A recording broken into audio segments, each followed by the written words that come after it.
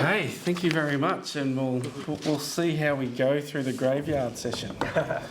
So I wanted to point to this first. I wasn't intending to say anything about this today, but just from what Alistair was talking about when he was talking about contemplative retreats and stuff like that. And I talked to Alistair after his session and I said, we're actually in Resolve, we're actually running one. It's in New South Wales, it's down in Bowral, but we're running one that is basically just bring a couple from the school to come along and understand what it actually is to do Christian spiritual discernment. And what that means and how to do it, and actually to experience some of that yourself, so that you can go back to your schools and your various different ministries and do it yourself. I was pointing over there to Karen. We've done some of those things with Karen as well. And if you don't mind, just a quick 2-sentence, tell us about what we've done with you guys on this as well. Yeah, we've been, and I can't take credit, Will, our board chair sitting beside me, we've been incredibly blessed the last 2 start of year board retreats. Paul Campy and Anna Can for the first one, and then Anna for the second one. And just to have, we dug into Ruth Haley Barton's book and Prayer of Indifference that was mentioned before, and just to have time and space to build relationship. We'd come through a period where trust needed to be rebuilt. So just some really vulnerable sessions, some time and space, some time in God's Word, and to go on to, start of the year, you're getting ready to gear up for the school year, and then you're given this spacious 3 to 4 hours with God's nature, God's Word, and then really vulnerable sessions afterward. I can't speak highly enough of that experience. Incredibly grateful. Did you want to add something? It's worth doing. There you go. So, and so that sort of stuff is just such a key thing, to be able to hear what God is saying and not trying to bend God to our will and what we want to do, but actually going, well, what do you want to do in this space? And spending a bit of time working out that, and doing that on a retreat basis, but also doing that within our general sort of framework of what we do in board meetings as well. And so that's something that we've been working with a number of boards on, is how do we add these spiritual discernment practices just into the normal practice of our board meetings. So it's really good stuff and very enjoyable to be a part of. What we want to do today is we want to have a look at, I've entitled it Strengthening Our Foundation. And so while we're doing it at the end of the day, this is really a lot of what has been said today is really built on some of this foundation and on the community governance framework that we're going to talk through today. So Resolve has a book that Paul and David, the founders of Resolve, wrote, and I've got a few copies of that as well. If anyone doesn't have a copy, I'm happy to provide you one today at the end of the session as well, because it's a really beneficial book where it goes through and runs through a lot of what we're going to talk today about the framework of what it means to be a Christian school and how to run our governance in a different way, in a way that suits us and suits who we are as well. So as Dave mentioned, today we're going to sort of do things a little bit differently, I suppose, in terms of I want to run through the framework. I don't have a lot of slides. I've essentially got 2 slides. And one of them is a picture of the framework, and we're just going to run through it, we're going to go through it, and we're going to explore this framework. And it's a framework that it's the framework, the slide is on that first page there that you've got there. And we really want to unpack what each part of this framework is and how it works. And then once we've done that, we're going to spend a bit of time running through a whole bunch of different discussion questions and scenarios. So discussion questions that are really framed around, well, how does this work in our school? And so you can choose to do that sort of discussion question, or you can choose at your table to do to more look at the scenario. And then once we've had a bit of time to discuss this ourselves, then we're going to come back all together after each sort of question, and just give ourselves a bit of an opportunity to share to the rest of the group what's going on as well. I always liken these sorts of things, while I've got something here to share, there is so much wisdom in this room, right? So I don't want it all to come from me about this. I actually want to hear what you guys are doing and how it actually works in practice in your schools. So why does this all matter? We're here today because we care deeply about the schools that we're involved in. We care about their mission. We care about the kingdom work that they do. And we're here because we carry real responsibility in these schools. So whether it's being on a board or we're in an executive role, the decisions that we make, they shape the culture, they shape the direction, they ultimately shape the mission of your school. School governance isn't just good practice. It's how we stay faithful to why we exist. So by the end of today, my hope is that we actually leave this with a bit of a clearer picture of how governance actually works in Christian schools, and a better sense of where your role sits, but also where it doesn't sit, and where other people sort of sit in that framework as well. So bits and pieces of what we're going to talk about in this session have really been referenced in some of the other sessions as well. And this is great because this session now is about bringing it all together in this framework and understanding how a lot of this stuff really sits together. So I encourage you to think about, as we're talking about this framework and looking at it and understanding it, I encourage you to think about what you learnt in the other sessions and apply some of that to how it fits in this framework as well. So, why community governance? So what sits behind this idea of community governance is the recognition that Christian schools are simply not the same as ordinary corporate entities. They may need good governance just as much as any other organisation. But the reason that we exist, the reason we operate, and the kinds of relationships that we hold in Christian schools are quite different. A Christian school is not ultimately built around financial return. Financial stewardship matters. I'm an accountant, so it matters deeply, but it's not the reason that schools exist. The purpose is much larger than that. It's about mission, formation, service, and faithfulness in the way that schools serve students, families, and the wider community. That is why it's also helpful to think about schools as communities rather than organisations. So our schools are made up of people who are held together by shared purpose, shared belief, a network of important relationships. And these relationships between board, executive, staff, families, students, churches, supporters. So governance is not just about structure or compliance, it's also about how those relationships are strengthened and how those relationships are stewarded well. And because Christian schools are part of a ministry context, governance can never be treated the same as something separate from mission. In many ways, governance is one of the means by which mission is protected.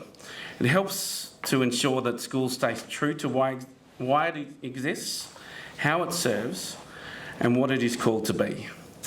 So when we talk about community governance, we are talking about a way of governing that reflects mission and relationships, and not just control, efficiency, or technical processes.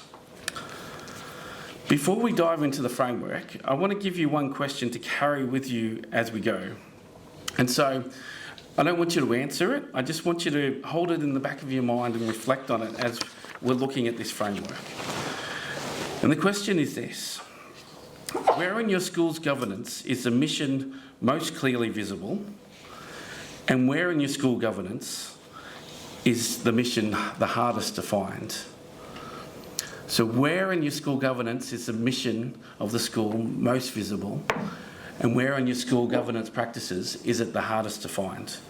So keep that with you, think about it as we start going through this community governance framework, and we'll start sort of thinking through how this actually works for us. So this is the framework. So those in the room, you've got it in front of you. Those who aren't in the room, I believe it's on the app, so you should be able to access it on the app. So if you can't, just let Ethan know as well. So this is it, the community governance framework, and there's a lot in it, even though it's one little sort of picture on there, but there's lots of little parts. And so what I want to do is I want to run through each part and what it does and how it works together. So we're going to start in the centre. And the centre is 3 simple little words: values, purpose and vision. And everything in this framework flows from these 3 things.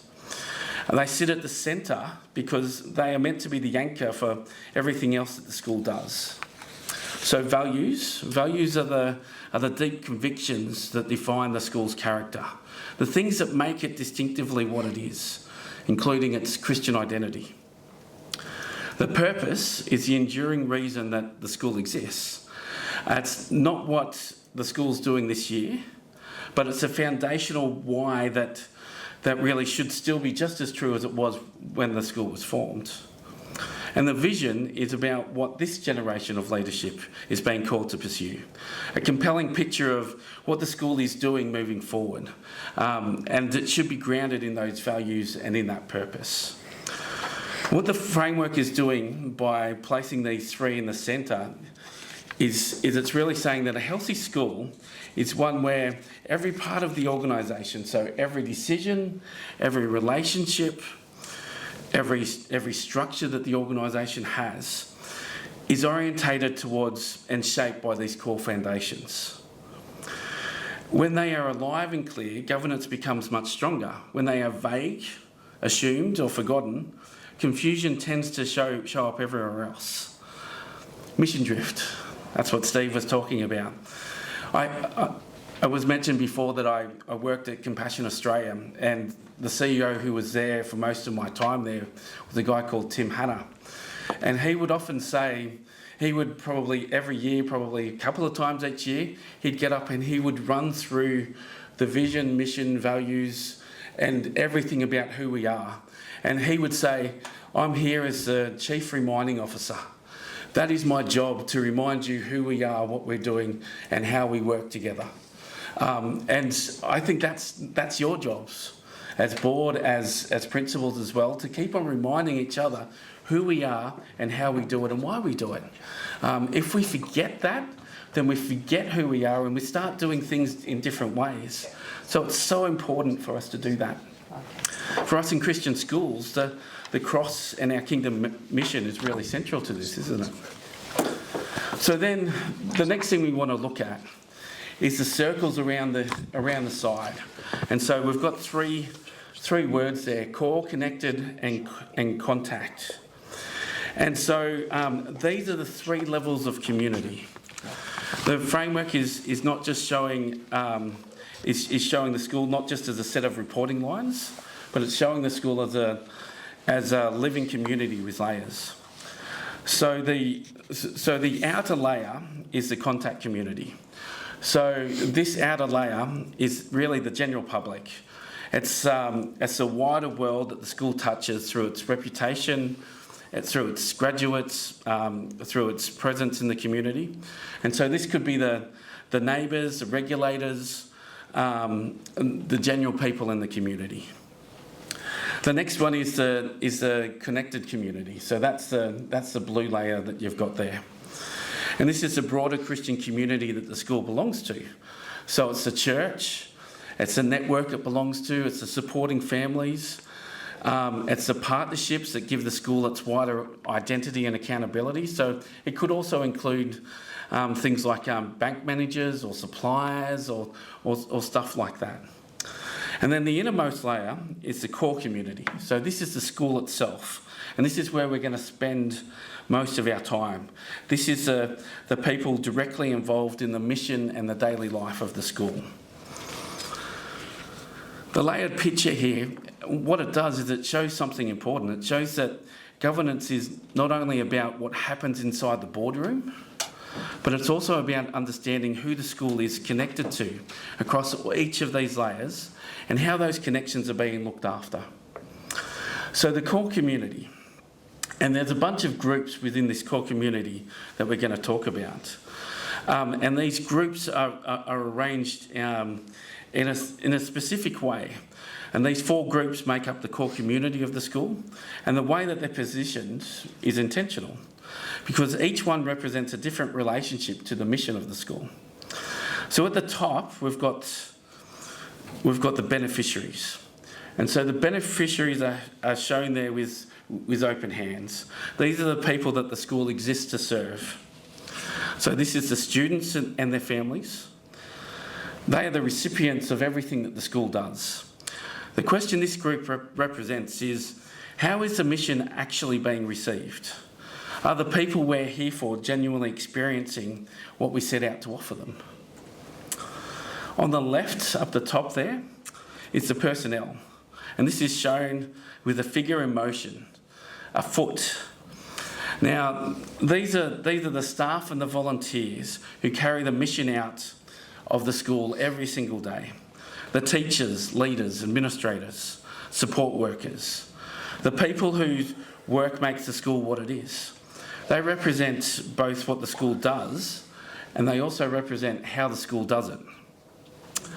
The bottom on the left is, on the right, sorry, is the, sorry, I'm getting my left and right when I'm looking at the screen wrong.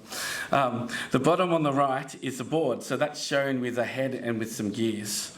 And the board is responsible for who the organisation is and who the school is, its identity, its direction, its boundaries and its accountability. The board governs, they set policy, they steward the organisation's health, and they steward the organisation's faithfulness. And then on the bottom right, we have the moral owners, shown with a heart. And these are the people who carry the deepest stake in the school's founding purpose. Often it's the church, could be the founding membership, and it's the broader parent community, depending on the school structure. So they represent why the school exists. They are the custodians of the original intent, and they carry a responsibility to make sure that the intent is never quietly lost. What the diagram is showing through the positioning of these 4 groups is that each one has a distinct and important role, and that healthy governance depends on each group's understanding that role very clearly and staying within it, rather than drifting into someone else's lane.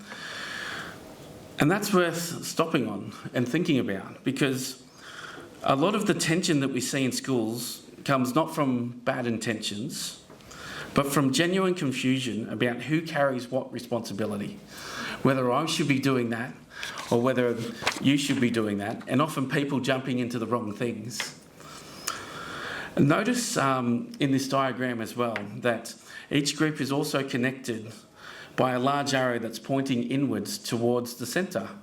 So each group's pointing towards the values, purpose and vision.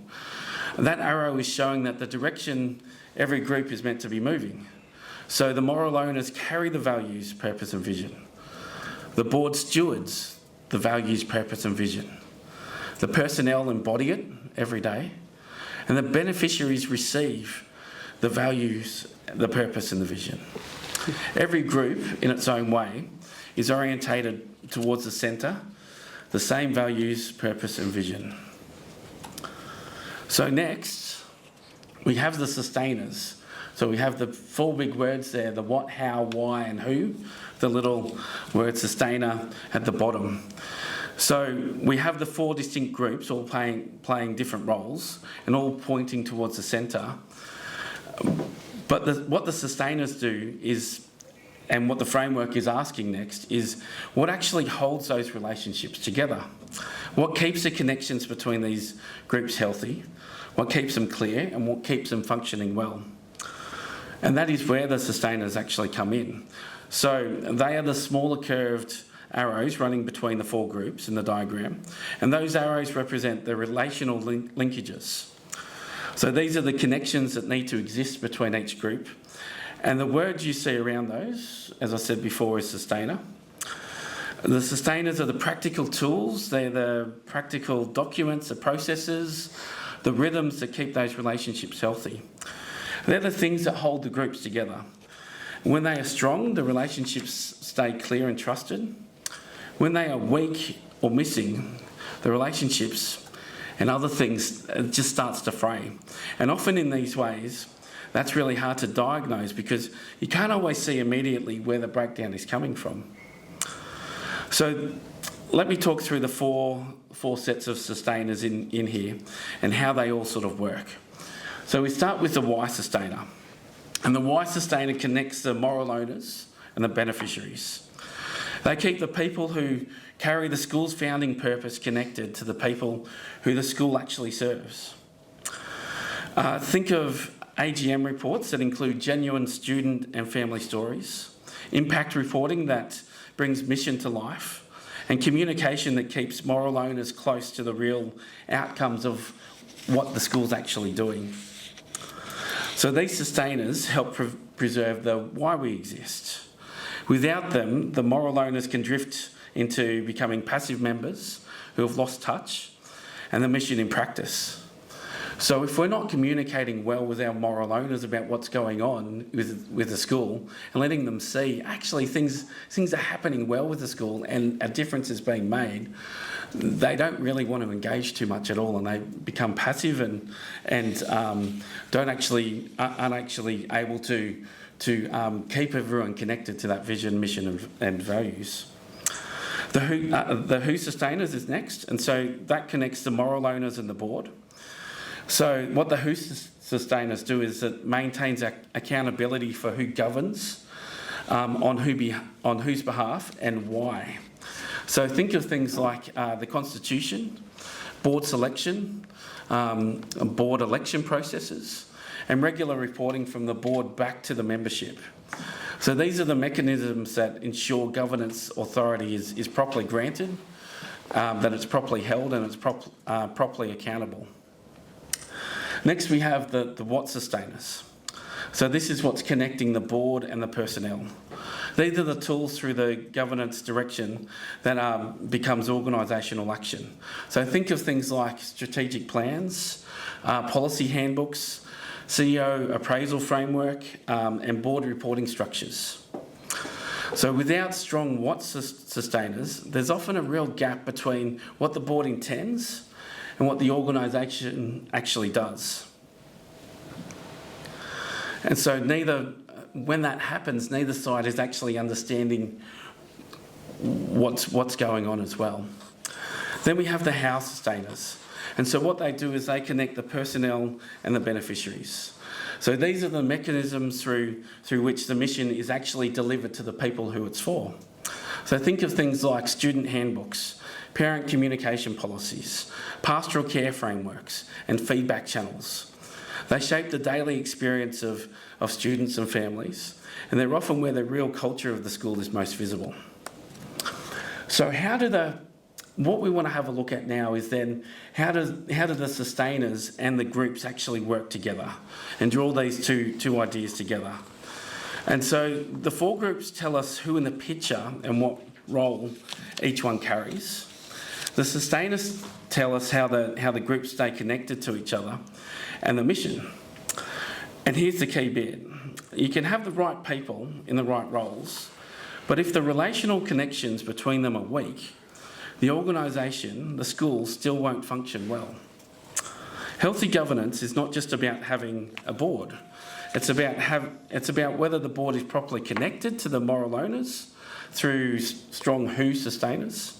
It's about whether the board's direction is genuinely reaching the personnel through what sustainers. It's about whether moral owners are staying close to the people they exist to serve through the strong why sustainers.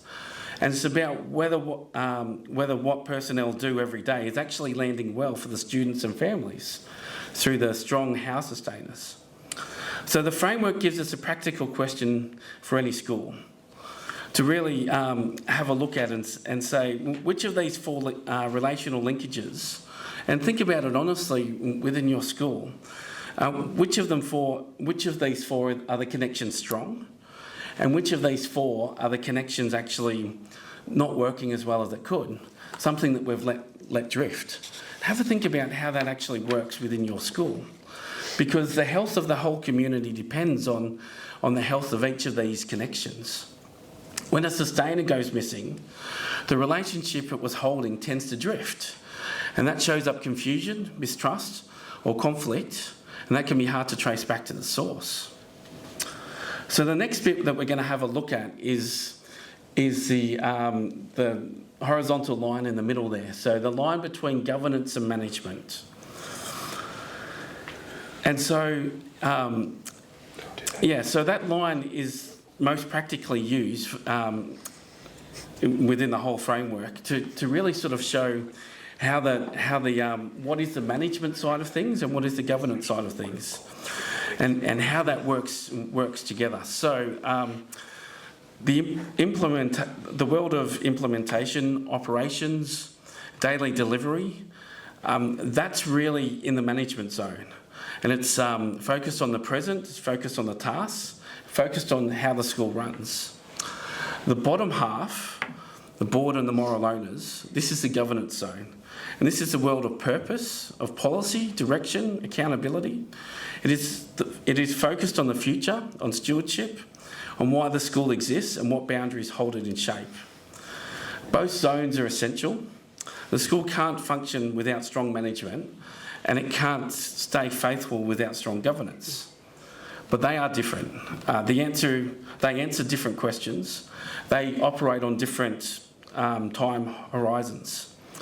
And when they get confused, when a board starts running operations, or when an executive starts making governance decisions unilaterally, that is when you tend to see a real strain. The principle sits right on that line, and we're talking a bit about that in the other two sessions, because they are really the bridge between those two worlds. They translate governance direction into management reality, and they bring management insight back up into the governance conversation. This is genuinely a demanding role, and it works best when both sides of the line are clear about where they sit and what belongs to them. Now, I want to finish with the diagram looking at what's underneath it, I suppose. And it's something that's there, but it's not very pronounced. And that is the picture of the body. So this framework, it's not a flow chart, it's not a hierarchy, it's not boxes and lines. It has the shape of the body underneath it. And it's not a design choice.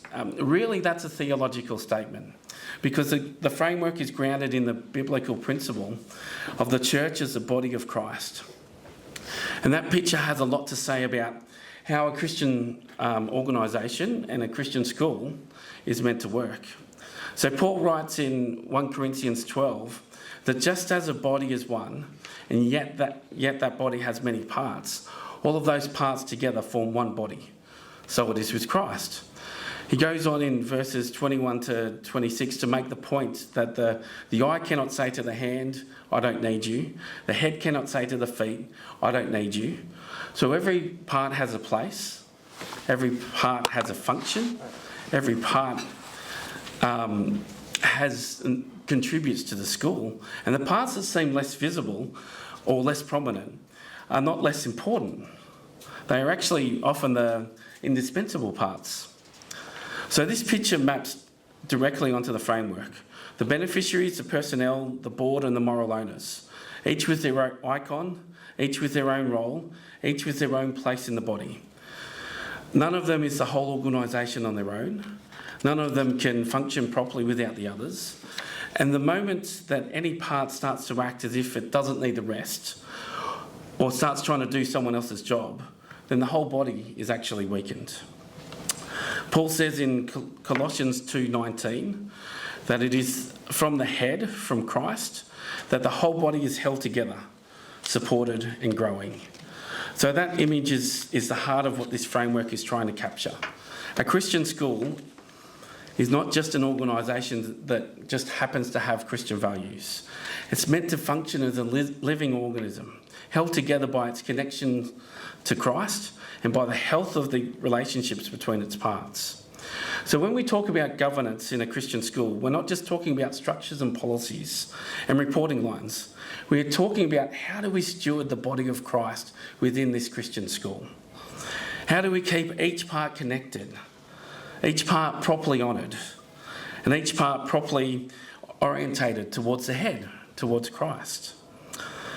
And this is why the framework looks the way it does and why it matters. Now, here's something that the diagram shows us that's easy to miss the first time that you look at it. And it's one of the most practically useful things within this whole framework. Have a look at where the four groups sit in relation to each other and the sustainers that run between those and where they're positioned to each other. So you have the beneficiaries and personnel are next to each other. Personnel and board are adjacent. The board and moral owners adjacent. The moral owners and the beneficiaries adjacent. So those are natural and healthy relational connections in the school. Personnel relates directly to beneficiaries. So staff serve students and families. The board relates directly to personnel. So governance direction flows to those who implement it. Moral owners relate directly to the board, so they grant authority and the board is accountable to them. And moral owners relate to beneficiaries through the why. The purpose they carry is ultimately for the people that the school serves. But also, as you look through this, look what sits across from each other. So the board and the beneficiaries are opposite. The personnel and the moral owners are opposite. And here's the point. Those two pairs don't have a direct relational connection in the framework. That's not an accident. That's the design of the framework, because a board member should not have a direct operational relationship with a student or a parent. That pathway should run through the principal, the teachers, through the school's leadership. It should run through the proper channels. When a board member bypasses that and goes directly to a family, or when a family goes directly to that board to resolve what is really a school management matter, the relational structure breaks down. I saw that in a school that I worked with up north from here as well. And in that school, it was a parent-run school. And it wasn't a Christian school, but it was a parent-run school. And the parents who were in the board were in the school car park and stuff like that, and their friends would start talking to them about issues that they had with certain teachers. And then suddenly that was a board discussion. It should stay away from that. It shouldn't be part of that. And that's something that's really difficult to have here. And yeah, that's really difficult for people to sort of work through with that. Because when that happens, accountability starts getting confused, the principal's authority is undermined, and the board ends up in management rather than in governance. On the other side, personnel don't have a direct relationship. Personnel don't have a direct governance relationship with moral owners. So staff don't report to the church, they don't report to the membership of the school. They are accountable through the leadership structure to the board, but not to the members. And when that boundary blurs, when staff start appealing to moral owners over the board's head, when moral owners start directing staff directly, so the church pastor who's not part of the board comes and says, I think you should do this, creates real confusion as to who's actually in charge. So here's where it gets more complex as we're looking at it, is because people tend to wear multiple hats. So in a school community and in a community that we're in, suddenly what you have is you have examples of things like you have a parent who is a beneficiary who is also serving on the board. You might have a teacher who is also a parent. And so these lines get blurry. And we were talking about that before, about some of those conflict things that were put on the board. And another aspect of that is when, like I was looking through that list of things and we had things like teacher versus board. And then I was thinking, well, sometimes it can be teacher versus board versus board person who is a parent as well. And so when you start mixing up those relationships, mixing up those hats and forgetting who you actually are in those particular circumstances, it makes it really difficult. So with an example like the parent who serves on the board, in one moment they're a beneficiary. So their child attends a school and they receive the school service. They have a parent's perspective and a parent's heart. But when they sit down at the board table, they're actually expected to take that hat off and put on the board hat. Their job in that room is not to advocate for their own child. It is to steward the whole organisation. And it's no small task. And having real clarity around who you are and what you're representing at the time is really important. I've seen it as well with pastors who are the board chair, and I know, Will, you're one of those.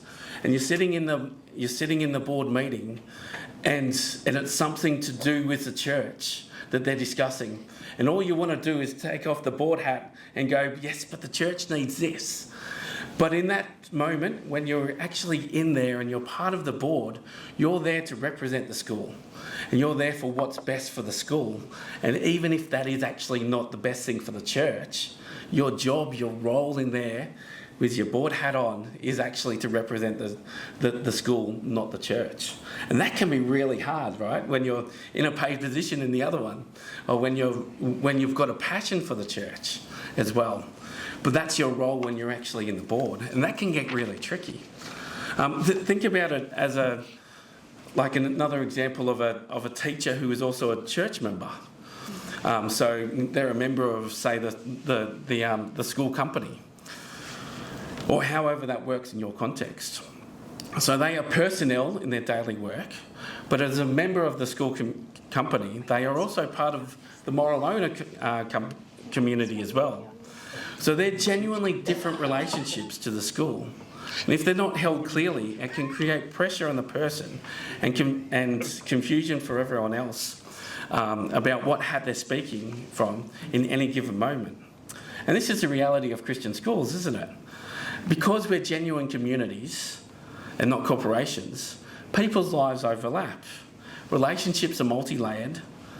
And while it's one of the great strengths of a Christian school, it also means that you've got to be so clear about what your role is at any given time. Because the closer the community, the easier it is for the right hat to slip off without anyone actually noticing. So one of the practical gifts of this framework is that it really gives us a bit of a shared language for those moments.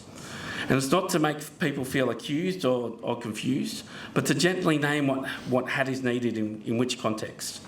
So as a board member right now, the question I'm asking is this, or I understand your concern as a parent, but the right path of that is through the principal. And that kind of clarity, it's not cold or bureaucratic, it's actually healthy, and it helps us understand where we're at. And it's an act of care because it protects everyone. So that's the framework. There's a lot to it, and there's a lot to think about.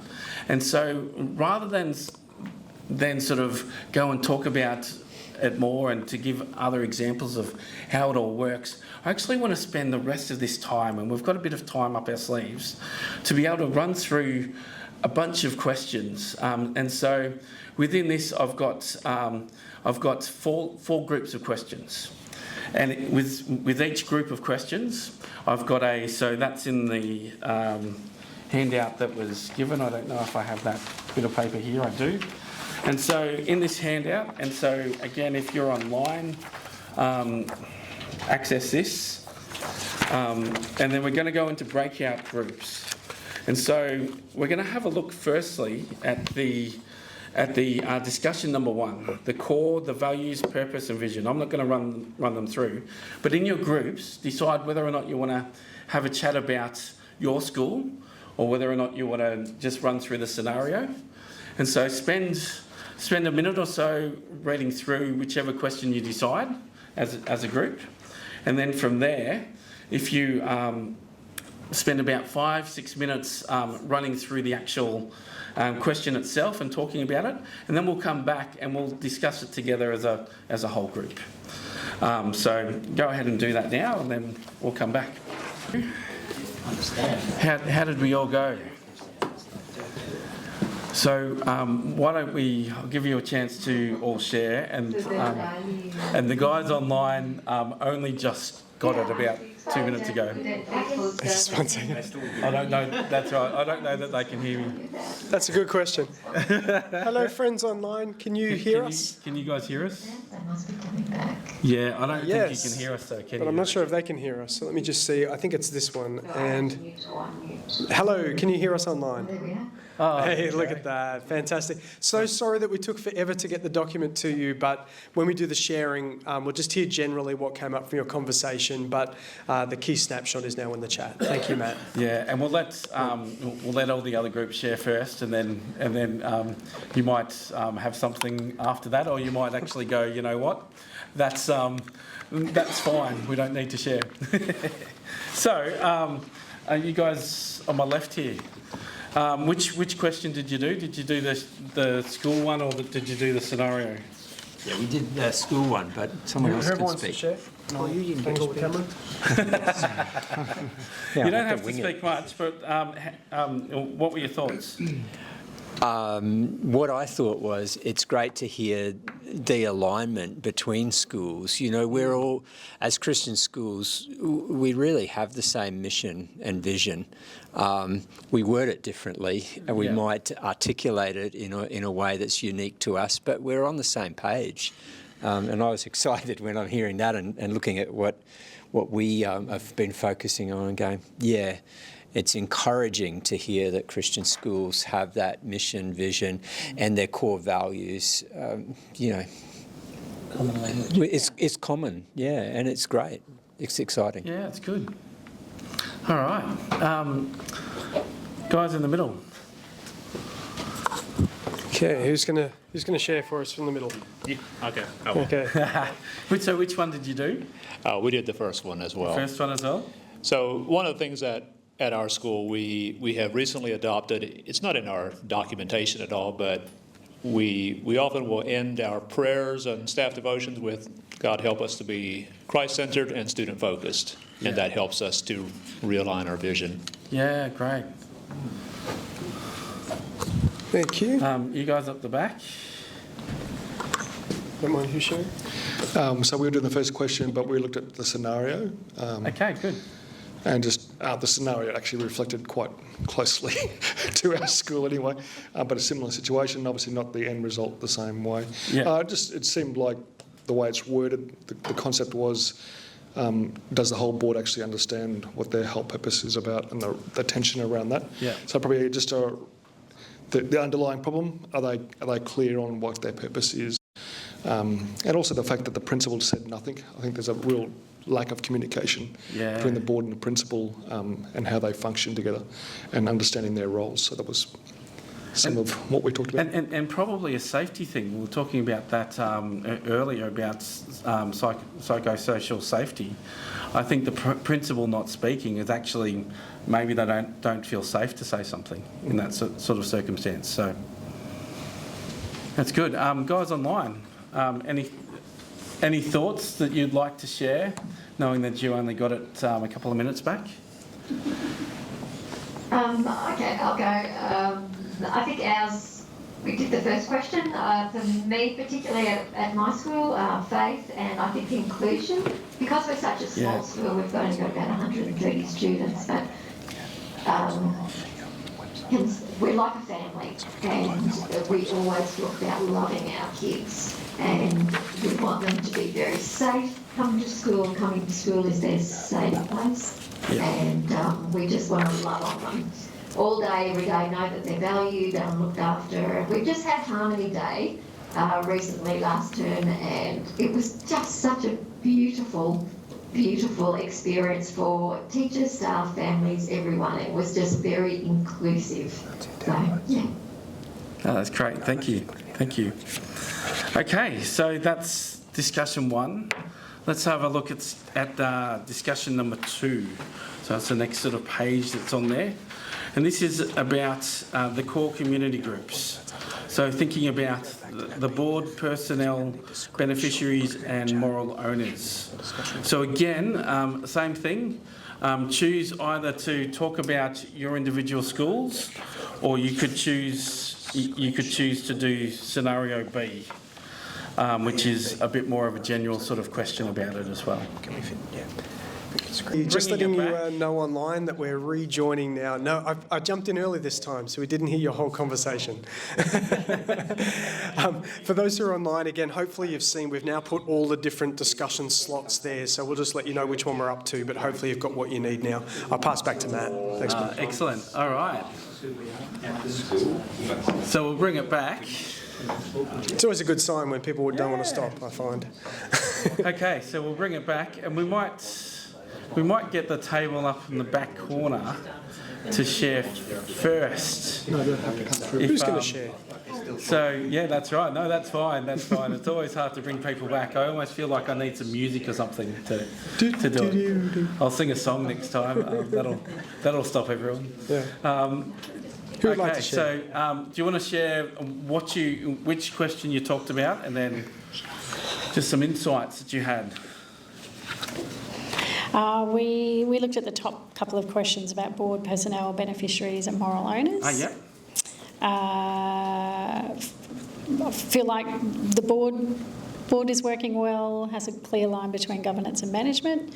Need to do some work on personnel, particularly beyond exec and senior leadership, feeling bought into the mission and feeling like that they can contribute to that. I'd written a note on one of my to-dos, how do I welcome dissenting voices? So Yes. beyond my immediate team that I interact with most. Beneficiaries, we're doing some work on feedback loops. I think we have nice, compliant parents who might be unhappy but would never want to tell us that. So trying to, until they leave. Then you go, oh.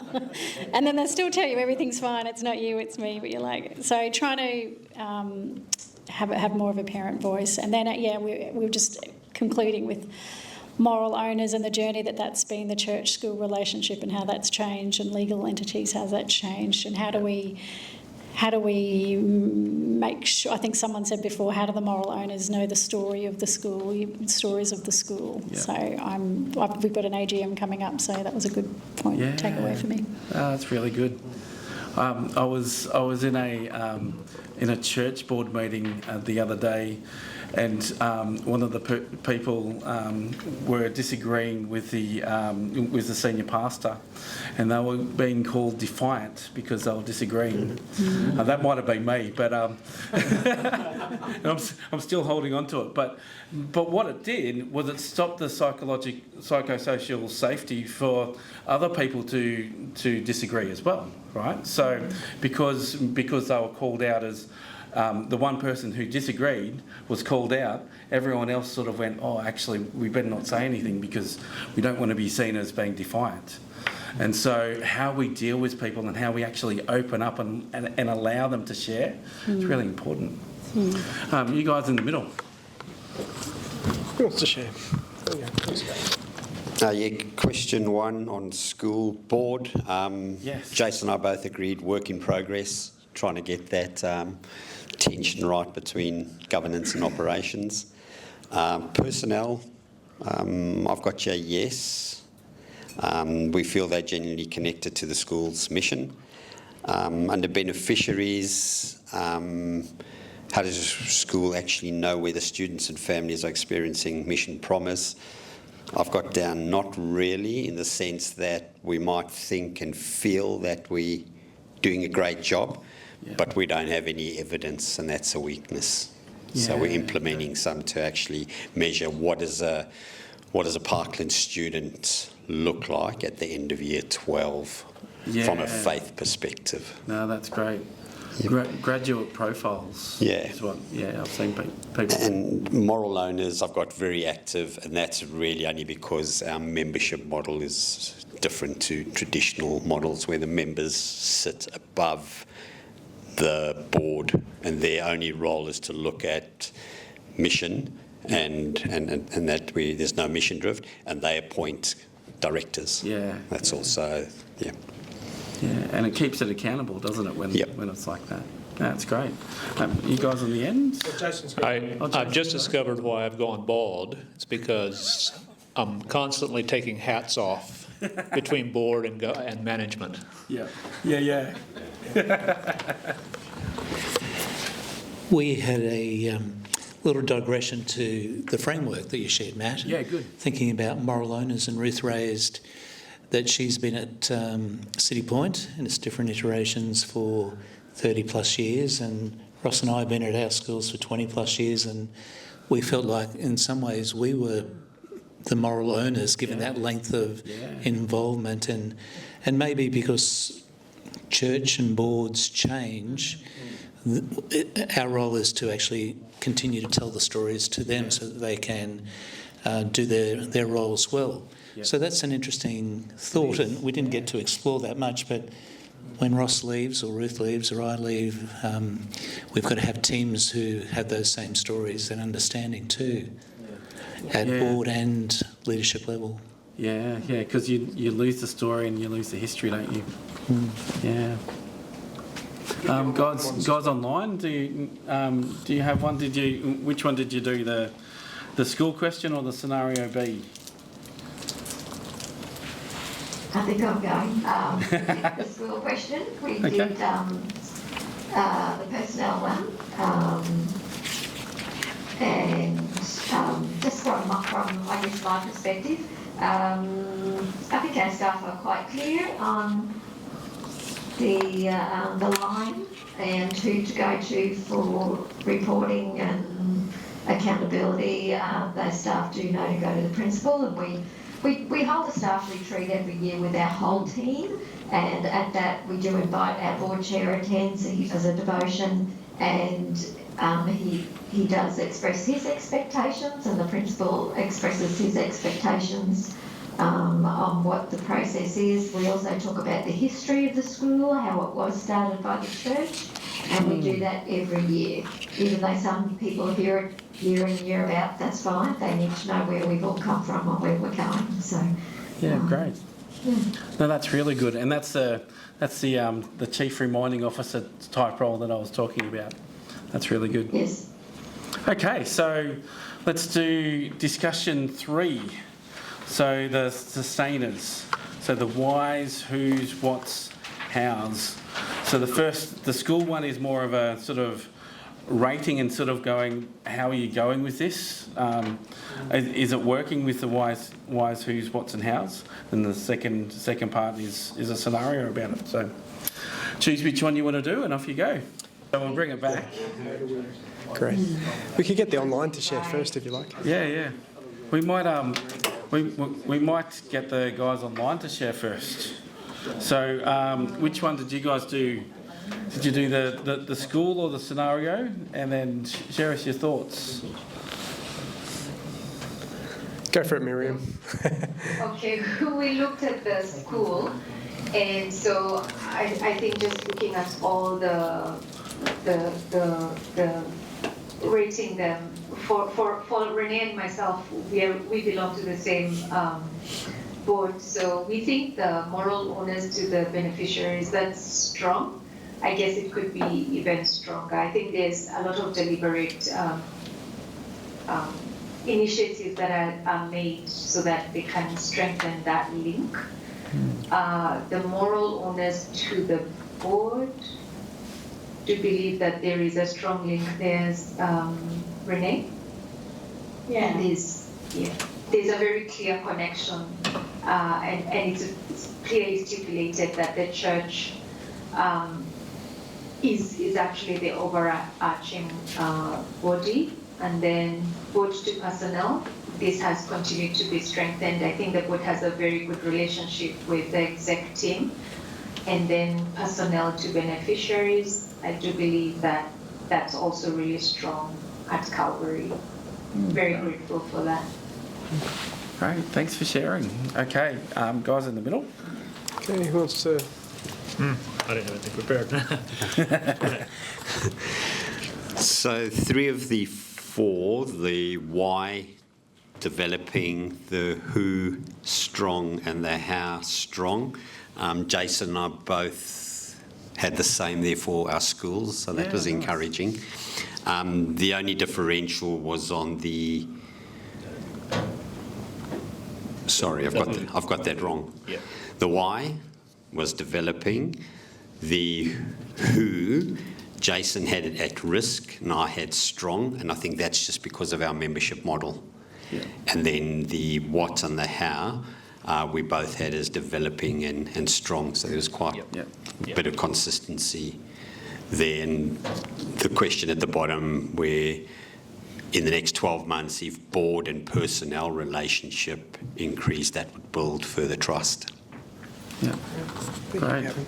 Guys on this side. Who would like to share? Oh, there's a Christian hospitality standoff there. They're all trying to preference the other and no one's going to speak. That's going to be awkward. Adam, thank you. I'll try. We actually got a bit distracted talking about other things. So, Oh, that's fine. we, in our context, and it comes back to what we mentioned before with the moral owners being more in line with the staff rather than the official people who should be the moral owners, there is a bit of a gap there.